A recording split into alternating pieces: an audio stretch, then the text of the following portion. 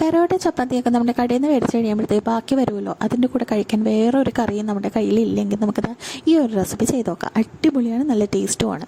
ഒരു പാൻ അടുപ്പത്ത് വെച്ചെടുത്ത് സൺഫ്ലവർ ഓയിലാണ് ഞാൻ എടുക്കുന്നത്. ആ എണ്ണ ഒഴിച്ചു കൊടുക്കുക. അതിന് ശേഷം നമുക്കതിലേക്ക് പെരിഞ്ചീരകം ഇട്ടൊന്ന് പൊട്ടിച്ചെടുത്തിട്ട് 2 ഏലക്കയും കൂടെ ഇട്ട് കൊടുക്കുക. പച്ചമുളകും ഇഞ്ചിയും വെളുത്തുള്ളി ചതച്ചതൊന്ന് ചേർത്ത് കൊടുക്കുക. ചെറിയ ഉള്ളി അല്ലെങ്കിൽ സവാള കൊത്തിയരിഞ്ഞത് ചേർത്ത് കൊടുക്കുക. പൊടികളായിട്ട് ഞാൻ ഇവിടെ മഞ്ഞൾപ്പൊടിയും ഗരം മസാലപ്പൊടി, ഇച്ചിരി മല്ലിപ്പൊടി, കുരുമുളക് പൊടി, ചിക്കൻ മസാലപ്പൊടി ഇത്രയും ചേർത്ത് കൊടുക്കുന്നുണ്ട്. എന്നിട്ട് ഇതെല്ലാം കൂടെ മിക്സ് ചെയ്തിട്ട് നന്നായിട്ടൊന്ന് വഴറ്റി കൊടുക്കണം കേട്ടോ. എരിവില്ലാത്ത കാശ്മീരി മുളക് പൊടിയും കൂടെ ചേർത്ത് നന്നായിട്ടൊന്ന് മിക്സ് ചെയ്തെടുക്കുക.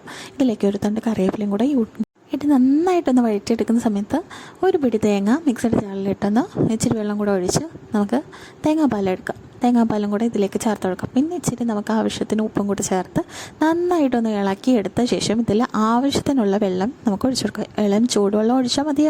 തേങ്ങാപ്പാൽ ചേർത്ത് കൊടുത്തതുകൊണ്ട് തന്നെ അത് കാണുന്ന പോലെ തന്നെ അടിപൊളി ടേസ്റ്റാണ്. അപ്പോൾ ട്രൈ ചെയ്ത് നോക്കുക ഈ ഒരു റെസിപ്പി.